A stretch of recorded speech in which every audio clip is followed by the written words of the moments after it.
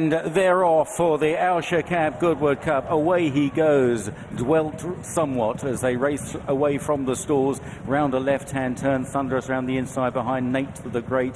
Princess Zoe is going forward, the grey mare, and Kyprios is right in the firing line as well in the black-white sleeves.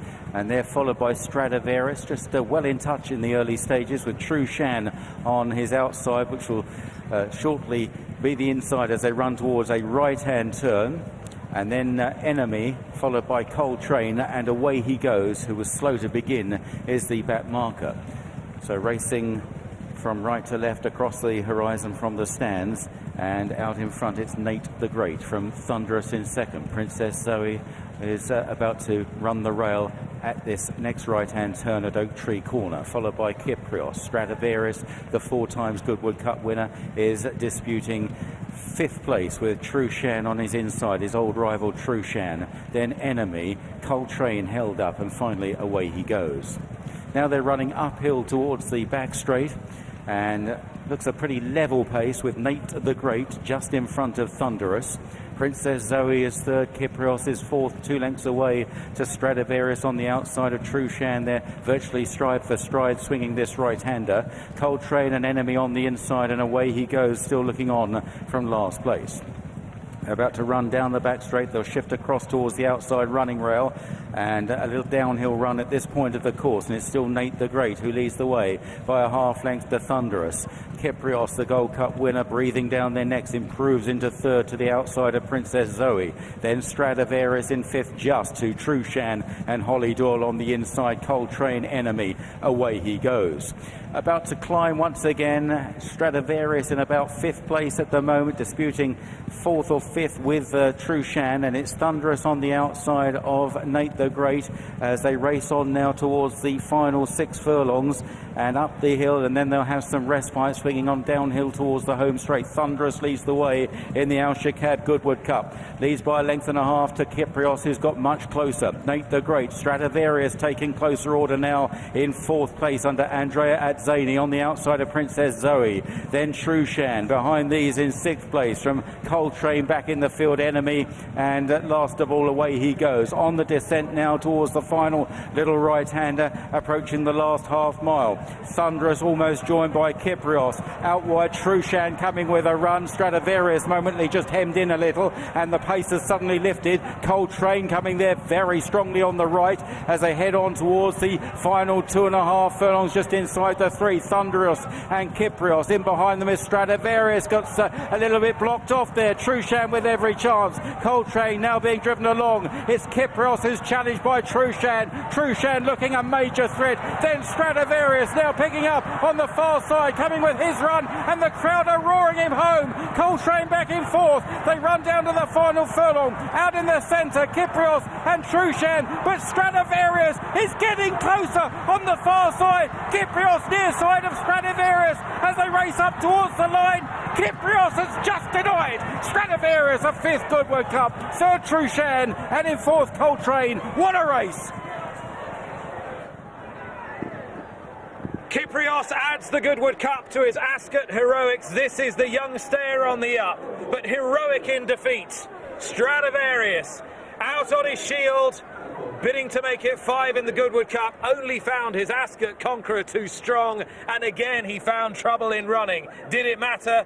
We'll work it out in a moment. True Shan has run a fine race in 3rd. The trio of star stayers clear, but this is the horse whose star is shining brightest right here at Goodwood, right now in the sunshine. This is Kyprios for Coolmore and Moyglare, for Aidan O'Brien, his first in the race since Yates, and for Ryan Moore, who had utmost faith in this horse. He's completed the Gold Cup Goodwood Cup double, done of course so many times by Stradivarius, and today I would venture to suggest the old-timer Stradivarius, there was one last tune in the old boy, and it might have just been nearly a career best from him as well in defeat. What a race. That is what we all wanted to see. You couldn't dream that all 3 would turn up and be in a battle amongst themselves inside the final furlong. Coltrane got in a blur. It's a big run from him back in 4th, but it's a fantastic race between the 2 of them. This is the point here where Stradivarius meets a little bit of trouble.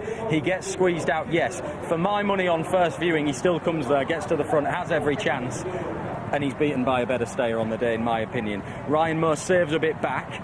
Watch him on Kyprios now inside that last half furlong. He really goes for him and goes for everything there, and I think that's where we're seeing Kyprios, his strength and his stamina coming through, isn't it, late on through the last half furlong. But you're talking about, in the runner-up, an 8-year-old entire horse. He's been around the block. His longevity is because he's always had that bit up his sleeve. And in essence, you wonder whether he could have done without interference even later. And it shows you, doesn't this show you exactly why Dettori's been trying to get him into a little bit of bother and get him smothered and covered up in races? I agree with you that with the benefit of hindsight, you could think that keeping him covered up longer might have helped him, because he has that burst, and Kyprios has had an opportunity in the end to fight back, hasn't he? And Ryan Moore has been able to go for everything when he knows he's a head down, and he's been able to get a head up again at the finish. They took them along down the back straight. I think it was a good even gallop, Nick. Thunderous took them along with Nate the Great. They were pressing each other a little bit. We had a 12.88 second furlong up at the top of the track. They were around 13 to 13 and a half seconds on the course track sectional times there up at the top of the course, and they got racing far enough out. I think it was a real good even test for these staying horses. We're not talking about a messy race, a muddling result, and of course there'll be some that wish that Stradivarius had met the trouble later, or he hadn't met it at all. Of course, it's going to differ opinions a little bit, but it was a fantastic race. Here's where Holly Doyle moves up on Trushan and says to Andrea Azzeni, no, you stay there. But Azzeni, to be fair, was probably quite happy to stay there. What to make of Trushan's run? Well, he's run very well. Was he at his best? Alan King is with Lydia. And Trushan is just walking in the hands of Holly Doyle into the third place spot after a superb run in third in the deep Goodwood Cup. Alan, very briefly, your thoughts? Very happy not to have won, but I mean, a hell of a performance, and I thought it looked a proper Goodwood Cup. And do you think what you saw was what you feared beforehand, that Trushan was very, very good, but not at his absolute best on this ground? I think that's a fair comment. But I mean, I was happy to run, and I've no regrets for running, and we'll see what Holly says. But you know, we know he's a better horse on soft, but no disgrace in this today. Okay, I'll grab a quick word from Holly. What do you think, Holly? He hasn't disgraced himself at all. He's run a solid race. I think he obviously is a better horse on heavy ground, but I can't blame the ground today. Okay, Holly, thank you very much. All right. And nor should that be attributed to Trushan's defeat, because he has run a fantastic race. The only thing you would say is he was just on and off the bridle a little bit, Martin. He was, yeah. He was.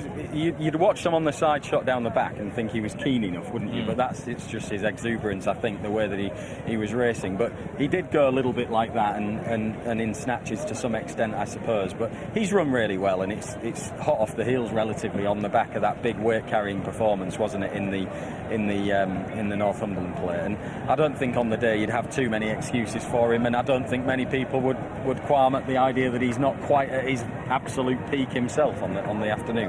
And last year's runner-up, away he goes, has run another sound race in fifth ahead of Thunderous, and the others comprehensively outclassed. Coltrane, an excellent run. First time against this sort of opposition. It's a huge run, yeah. I think Ryan Moore deserves a lot of credit here, though, Nick, as well. I personally think the best horse won. That's my instinct watching it, you know, in the immediate aftermath of the race. But I think the man on top has made a big difference to that. Even on that head-on, we could see him hanging a bit to his left, Kyprios.